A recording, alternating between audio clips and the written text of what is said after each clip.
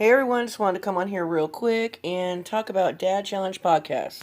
First, I'm going to give you a little backstory on who he is, and I'm going to try to make this as short and as sweet as possible. Dad Challenge Podcast is a YouTuber named Josh out of Canada. His channel is mostly about calling out mommy vloggers and family vloggers and all the horrible things they do and the exploitation of children. His channel really took off when he reported on Micah Stauffer, quote unquote, rehoming her child that she adopted. The other thing that Josh does on his channel is call out churches. He used to be a pastor and he calls out like corruption within the church, and he has a whole series on his own experience, and he also calls out other churches. I had ran across his channel during the whole Mike Along, I don't want to name his child's name, but the man who videotaped his child having an outcry about SA. Anyhow, I have done one video a little bit about Josh. It was mostly about Sloan when they doxed a YouTuber that had a way smaller platform than them about a year and a half ago. Sometime after that, I was preparing to do a video on Josh about all the hypocrisy over there on his channel. He's always telling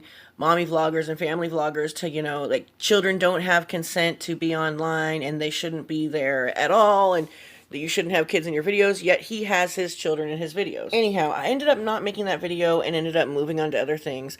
Well, shortly after that, there was another YouTuber by the name of Not Another Housewife who ended up exposing all of that, and she did a really good job. And last night, I ran across her channel and she did a video about Josh, dragging him for filth. Let me play you a clip. There are so many secrets inside churches around the US and Canada you'll never know about, because they'll keep it secret until they can no longer keep it secret. They will. In the church I just served at, I think about 3 or 4 months before I was fired, it could have been a little bit longer than that, there was a youth leader in our church, an adult youth leader, male, okay? Nobody at that church to this day probably knows this, but he essayed a student. Okay, was asked to step down. We sat down at a leadership meeting, okay, where the lead pastor, executive pastor, the guy who was supposed to sell the shit, because then the lead pastor can have, plausible deniability, okay, where he said, look, this went down in this leadership meeting, told all the staff that this had happened. And if anybody from the media comes and talks to you, you don't say a word. We were threatened. Don't you dare say a word. You ignore it, you send them to me. I'm probably going to do a whistleblow on that. I want to get to the bottom of it, because that was all we ever heard of that, even as a staff. And I'm sure it's happened multiple times at this church, and it has in the past, okay? But why would they not tell people? Because they don't want people to leave, right? That's a secret that so many churches have held onto. Catholic Church, churches in general. The essaying and assaults that go on with kids and people in general all over the place, it's in the millions and millions and millions. It's a place where predators will go to be a part of because they have access to kids. And a lot of them grew up in the world of church where sex was always a bad thing, and it's always been, like Josh Duggar, people like that, they grew up in that type of world. And so they become predators. It's really weird. It's almost like groomed predators, turning into predators who then attack and do this to other kids. So that was one big thing happening. And people who go to my church who are watching this might not know that, but there was a kid, and that happened, and all he was asked to do was step away. That's it. I don't know. I'm sure the police got involved. I'm sure it all did really go down, but nobody knew. Nobody knows to this day what happened, because the church keeps that shit silent. They keep the scandals silent, and churches should never keep scandals silent. So after I got finished watching Not Another Housewife's video about this with those clips, I went over to Josh's channel and tried to find the original source. I think that he edited out that little bit out of the original live stream, because I can't find it anywhere, and if I'm wrong, please timestamp it down in the comments. I also noticed on the original live stream that the chat was not available, which often indicates that said live stream has been edited. Anyhow, Josh had responded to her with about a 3-minute and 20-second video. I'm not going to play the whole video. If he ends up taking it down, though, I do have the whole thing recorded, and just let me know in the comments, and I'll link you to it. I'm just going to play like 1 or 2 clips out of that video, and then I'm going to share my opinions after. Hey everybody, welcome to the Dad Challenge Podcast. My name is Josh. I just want to do a quick video. This is going to be like a few minutes max, about a story I did yesterday in Hillsong and talked about my church, and of course, I said something that people went just bananas. They're going to make, all my haters are going to make all the videos they can make about it. So I just want to get out ahead so that you guys can hear with my words what actually happened with this meeting at my church. It's actually a pretty big deal. And so let's talk about it real quick. So I said in the Hillsong documentary that we had a meeting at my church. And I was trying to allude to a lot of churches have these types of meetings because they go down.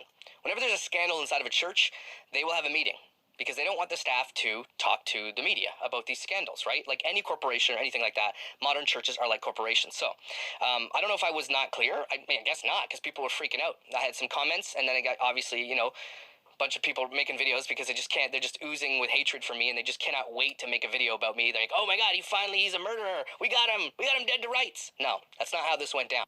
Yeah, I don't think anybody's happy about it, and I just wanted to mention, I wanted to highlight how he's trying to lay groundwork for the whole change of the story, tone of voice, making sure to mention his haters and how, they always slander him and whatever. Down. So the meeting at the church was because the person was already removed from the church, was already reported to police and all the authorities that needed place. People are talking about me being a mandated reporter and all this kind of stuff, and they're making all these allegations against me. It's absolutely not true. So here's how the story went down. I am a worship pastor. I'm not a youth pastor. This was not my department. I had nothing. I had no idea about this until the meeting. So the meeting comes down. They say, hey, this guy did this thing. I don't even to this day know what it was. They just said it was inappropriate and it's been dealt with. And they said, rest assured, it's been dealt with. The parents have come in. Everything's kind of, legally been taken care of. Because the churches, if anything, want to make sure that they're legally taken care of just for every reason. So, take notice here that he is making sure everybody knows that his church handled this in a responsible manner. They did everything they needed to do legally. If they did everything they needed to do legally, what is there to whistleblow about?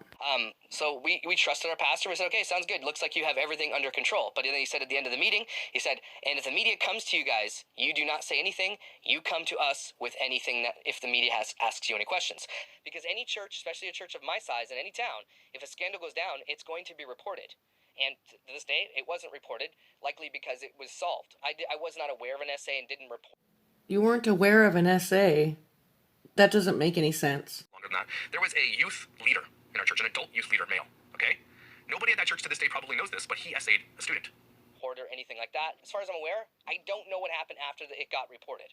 I'm hoping the guy's in jail or whatever the case may be. I wonder if the parents pressed charges, and I also wonder if the parents asked the pastors of the church to keep it quiet because a lot of victims don't want their stories out in the world, which I will never do. I'll never put this person's story out. I don't even know the person.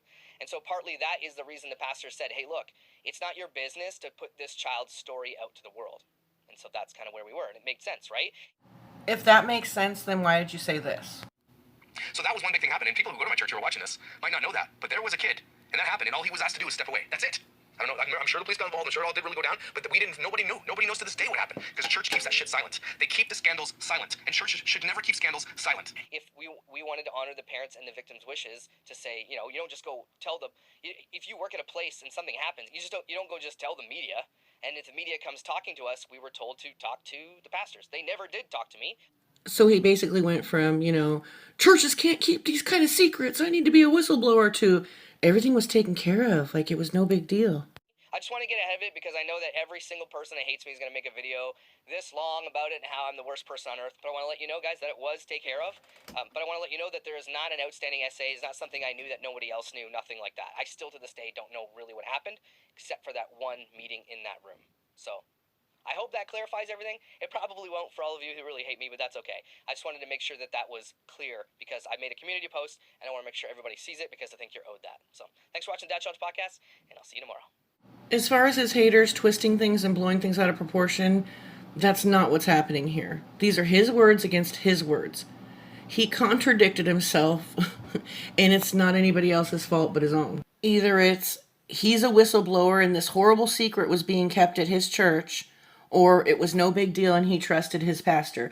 He can't decide which one, I guess. I don't know. He can't have it both ways, though. And in true Josh fashion, he is going to double down on this some more. He already has. And just continue to not take accountability for what he said, because those are very contradictory statements that he made. Anyhow, I'm going to wrap up the video here. Go check out Not Another Housewife and the other links in my description. I hope y'all like the video. Love y'all.